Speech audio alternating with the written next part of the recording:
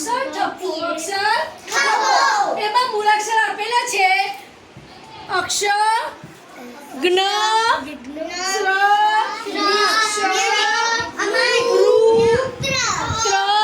અને રૂ આ મૂળાક્ષરો તમારે ઓળખવાના છે તો આજે આપણે રમત રમીશું અક્ષર થપ્પો હું ખંજરી વગાડું અને ખંજરી બંધ થાય અને જે મૂળાક્ષર બોલું એ મૂળાક્ષર તમારે ઓળખવાનો છે ચાલો